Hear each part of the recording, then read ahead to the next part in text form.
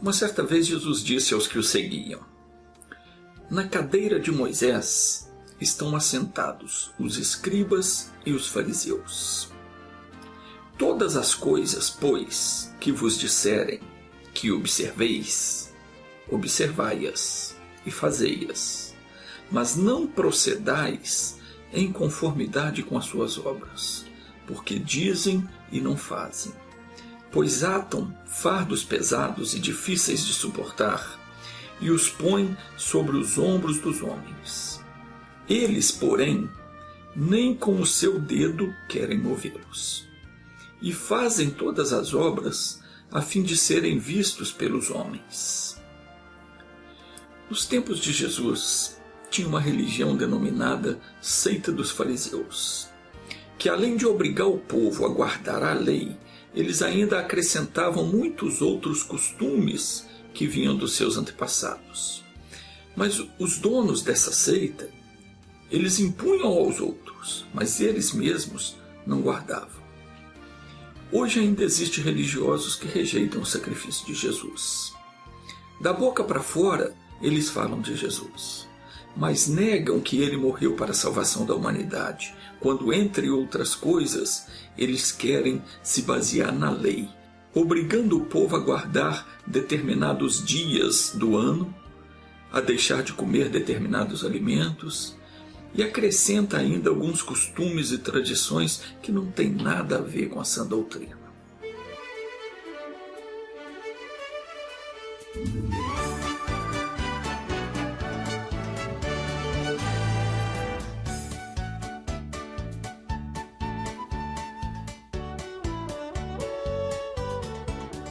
A Bíblia diz em Gálatas capítulo 5, versículo 4, que aqueles que querem se justificar pelas obras da lei estão separados de Cristo.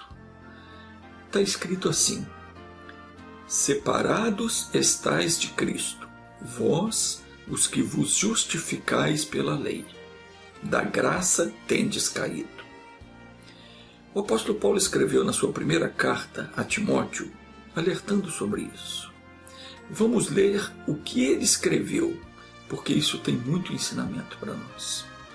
1 Timóteo capítulo 4, versículo 1 ao 3, diz: mas o Espírito, aqui se refere ao Espírito Santo, porque está escrito com letra maiúscula, o Espírito expressamente diz que nos últimos tempos alguns apostatarão da fé, isto é, se afastarão da fé, dando ouvidos a espíritos enganadores e a doutrinas de demônios, que pela hipocrisia de homens que falam mentiras, os quais têm cauterizado a sua própria consciência.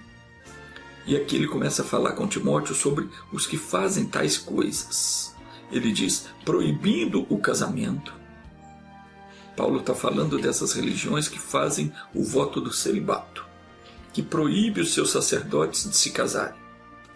O apóstolo afirma que isso é doutrina de demônio. Por quê? Porque o casamento foi instituído por Deus. Está escrito em Gênesis 2:24, portanto deixará o homem seu pai e sua mãe e unir-se-á à sua mulher, e serão dois uma só carne. Fique atento, tudo o que se opõe àquilo que foi ordenado por Deus vem do maligno. Mas vamos continuar lendo o que Paulo escreveu a Timóteo. E ordenando a abstinência dos alimentos que Deus criou para os fiéis e para os que conhecem a verdade, a fim de usarem deles com ações de graças. Você conhece alguém que diz que você não pode comer deste ou daquele alimento? O apóstolo Paulo diz aqui que isto é doutrina de demônio. Quem quiser afirmar o contrário, que afirme, mas vai estar afirmando contra a palavra de Deus. E ai daquele que for achado combatendo contra Deus, porque o que está escrito na Bíblia não são minhas palavras, são palavras de Deus, transmitidas através do apóstolo Paulo.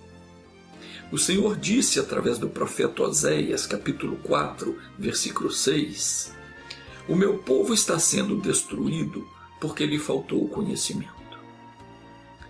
Quando uma pessoa que não tem conhecimento aceita certos dogmas que lhe é imposto, como estes que Paulo estava falando com Timóteo, a respeito dessas doutrinas que proíbe o casamento, que proíbe a pessoa de se alimentar com determinadas coisas, o apóstolo Paulo diz: isso é doutrina de demônios. Deus disse através do profeta Oséias: o meu povo foi destruído porque lhe faltou o conhecimento. Quando essa pessoa se deixa levar por essas coisas, é porque ela não tem o conhecimento da Sagrada Escritura. E por esse motivo, ela é destruída.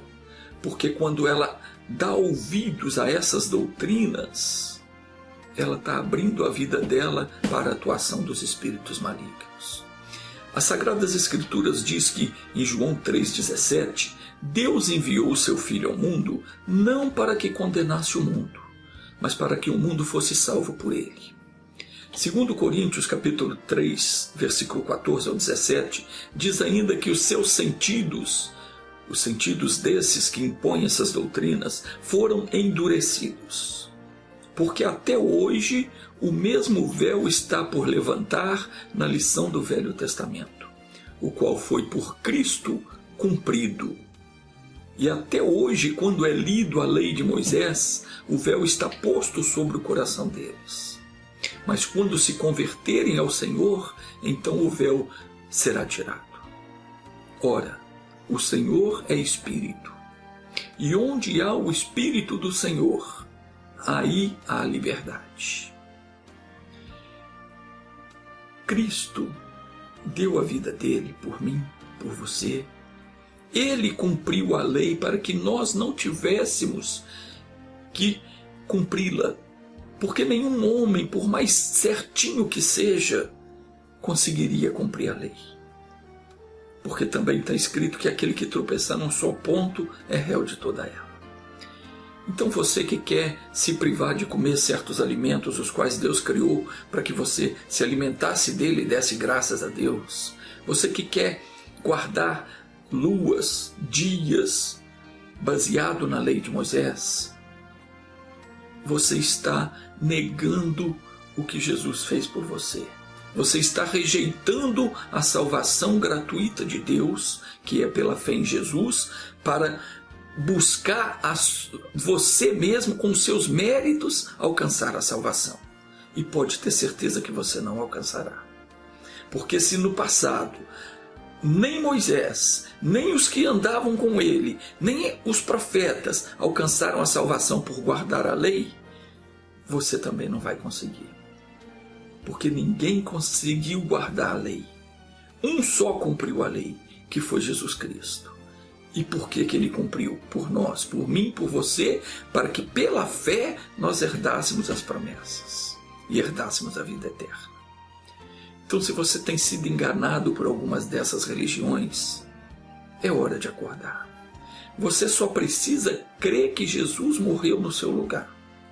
Esqueça esse povo que quer obrigar você a guardar a lei. Jesus já cumpriu a lei por nós. Como ele mesmo disse, está escrito, você pode conferir em Mateus capítulo 5, versículo 17, ele disse: não cuideis que eu vim destruir a lei ou os profetas. Eu não vim anular, eu vim para cumprir. E ele cumpriu. Cumpriu por mim, cumpriu por você, cumpriu por todo aquele que nele crê.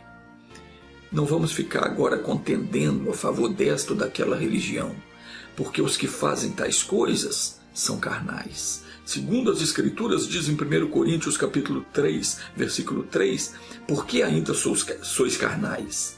Pois havendo entre vós inveja, contendas, dissensões, não sois porventura carnais e não andais segundo os homens? Porque dizendo um, eu sou de Apolo, e outro, eu sou de Paulo, porventura não sois carnais? O que ele está dizendo aqui? Ele está dizendo que a pessoa que fica, não, eu sou dessa igreja, eu sou daquela igreja, a minha religião é assim, eu sou dessa religião, eu sou daquela. Isso é coisa da carne. O Evangelho não é religião. O Evangelho é o poder de Deus para te salvar, para me salvar. O Evangelho fala da boa notícia que Deus mandou Jesus ao mundo para morrer por nós, pelos nossos pecados, para cumprir a lei por nós, para que nós, os que cremos, tivéssemos através dele a vida eterna. Continuou o apóstolo Paulo falando: pois quem é Paulo e quem é Apolo, senão ministros pelos quais crestes e conforme o que o Senhor deu a cada um. Em Gálatas capítulo 5, versículo 15 diz ainda: se vós, porém, vos mordeis e vos devorais uns aos outros, vede não vos consumais também uns aos outros. Efésios 5, 23 afirma que Cristo é a cabeça da igreja, sendo ele próprio o salvador do corpo. Então não fique agora bancando bobo e fica defendendo religião, nem a sua, nem a minha. Ninguém tem que defender religião alguma, dizendo a minha religião é melhor que a sua, ou a minha é a verdadeira e a sua é falsa, porque esse negócio de religião não salva ninguém. A minha religião é a minha comunhão com Deus. Esse é o significado da palavra religião, comunhão com Deus. Quem tem comunhão com Deus, tem. Quem não tem, não tem. Não tem que defender religião. O Evangelho não é religião, é a boa notícia de Deus. Deus não quer que você seja escravo de nenhuma religião. Jesus deu a vida dele por você para que você vivesse em liberdade. Então não volte agora a se submeter debaixo do jugo da escravidão das religiões, porque as religiões escravizam as pessoas. Mas foi para a liberdade que Cristo nos libertou. Não temos que guardar preceito algum. Deus havia dito ao profeta Jeremias, muito antes de Jesus vir ao mundo, ele disse: eis que dias vêm, diz o Senhor, em que farei uma aliança nova com a casa de Israel e com a casa de Judá. Por que Deus diz que faria uma nova aliança? Porque a aliança antiga, ela havia sido quebrada, havia sido violada, não servia mais. Quando Jesus veio, ele celebrou essa nova aliança, conforme está escrito em Lucas capítulo 22, versículo 20. Está escrito assim: semelhantemente, tomou o cálice depois da ceia, dizendo: este é o cálice da nova aliança no meu sangue, que é derramado por vós. Veja o que Jesus fez. Ele derramou o sangue dele por você, por mim. Essa é a nova aliança. Esse é o novo pacto de Deus com a humanidade.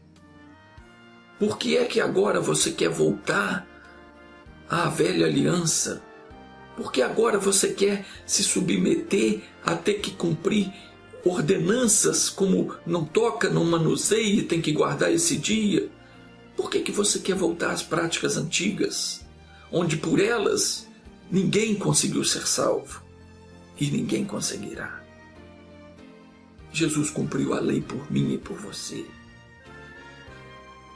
Saia dessa ideia de escravidão que estão tentando colocar na sua cabeça, dizendo que você tem que fazer isso ou fazer aquilo para ser salvo. Basta que você creia no que Jesus fez.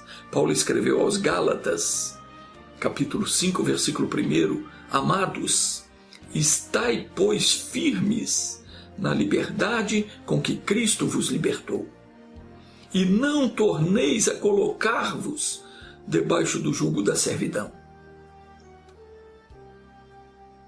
Romanos 8:2 diz: porque a lei do Espírito de vida em Cristo Jesus nos livrou da lei do pecado e da morte. E 2 Coríntios 3:6 diz que Jesus também nos fez capazes de ser ministros de um novo testamento. Não da letra, mas do Espírito. Porque a letra mata, mas o Espírito vivifica. Ainda Gálatas 6,15 diz: porque em Cristo Jesus nem a circuncisão, nem a incircuncisão tem virtude alguma, mas sim o ser nova criatura. Vamos orar agora? Feche os seus olhos. Eleva o seu pensamento a Deus. Vamos orar. Pai, em nome de Jesus, queremos te agradecer por estas revelações que nos abre o entendimento, para sabermos que o homem é justificado pela fé e não pelas obras da lei. Senhor, liberta estes que encontram-se sob o jugo das religiões e faze-os inteligentes o bastante para compreender que o Evangelho não tem nada a ver com religião alguma, mas é o poder de Deus para a salvação de todo aquele que crê. Eu abençoo essa pessoa que está orando comigo e eu ordeno que todo o mal saia da vida dela, em nome de Jesus Cristo. Amém.